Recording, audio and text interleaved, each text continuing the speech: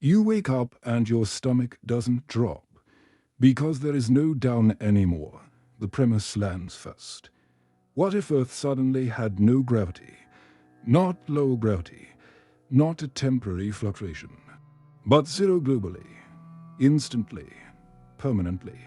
The first second is not wonder, it is violence. Because everything that was held in place by weight becomes a projectile. People don't fall. They launch. Beds, phones, glass, furniture, bodies, everything that had been resting is now drifting. And the only reason you don't slam into the ceiling is because ceilings stop being ceilings the moment up. Loses meaning. The atmosphere itself begins to behave like it is trying to leave. Because gravity is what keeps air hugging the planet, and without it the sky is no longer a blanket, it is a spill. The first turn is the silent catastrophe. Air starts escaping. Not all at once like a movie, but fast enough that within minutes breathing feels thin. Within an hour lungs burn, and within a day the surface becomes a vacuum graveyard of frozen moisture and drifting dust.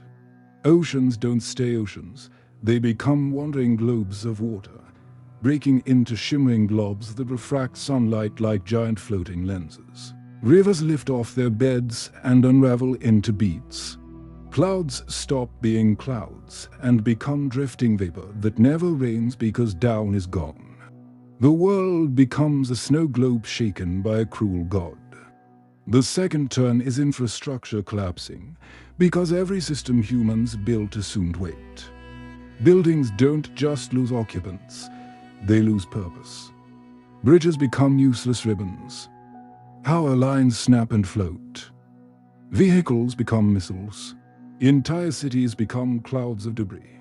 And the only survivors are the ones who are already sealed inside something designed to hold pressure.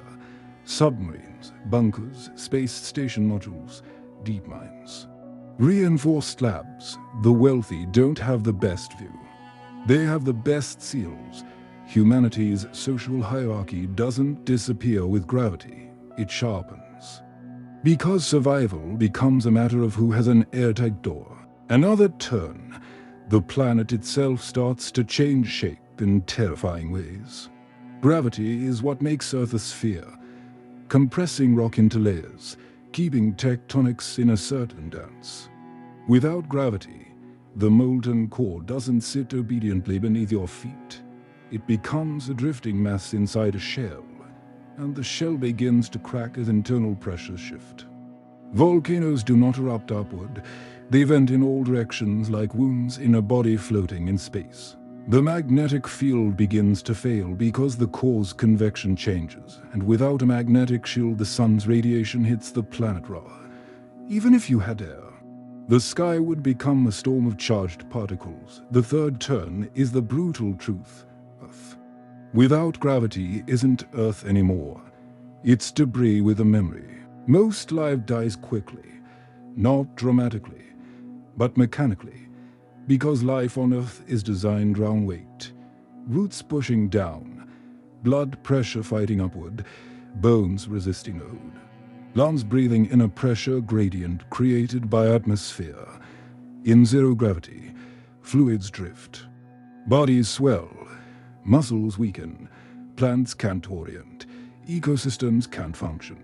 The planet doesn't become a peaceful floaty playground. It becomes a mass extinction event so complete that the word extinction feels too small. Then comes the twist that makes the story human again. Some people live, not on the surface, not in cities, but in sealed habitats that become the last islands of pressure in a sea of vacuum. Underwater becomes meaningless because water isn't under anything now. But old submarines and deep-sea habitats were built to survive pressure differences, and those pressure differences can be repurposed. Space agencies become the new governments overnight. Because the only expertise that matters is life support, the survivors learn to live like astronauts, because everyone becomes an astronaut the moment Earth stops being a home. The next turn is adaptation. humanity builds spin habitats, giant rotating rings assembled from the remains of cities, using rotation to fake gravity through centrifugal force. The first ring is small, shaky, terrifying, but it works. People inside feel a pull again. Not from Earth, but from motion. They plant crops in rotating soil. They create water cycles with engineered condensation. They establish laws around air because air is now more precious than gold. Outside the rings, the planet is a glittering cloud of ruins and floating oceans reflecting sunlight like mirrors inside. Life becomes structured, disciplined. Fragile, every door is a treaty, every leak is a death sentence, another turn, religion end. Philosophy mutate. Some call it judgment, some call it cosmic accident, some call it liberation, because the idea of leaving Earth becomes trivial when Earth itself has become space. But the deeper change is psychological. Without gravity, humans lose the constant invisible anchor that shaped language and thought. Up and down, fall and rise, grounded and lifted, these metaphors die.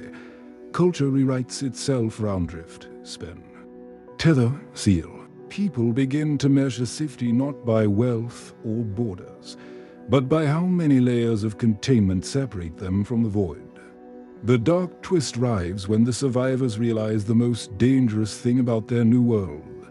The enemy isn't space, it's each other. In a sealed ring, sabotage is genocide. A single person can vent a habitat.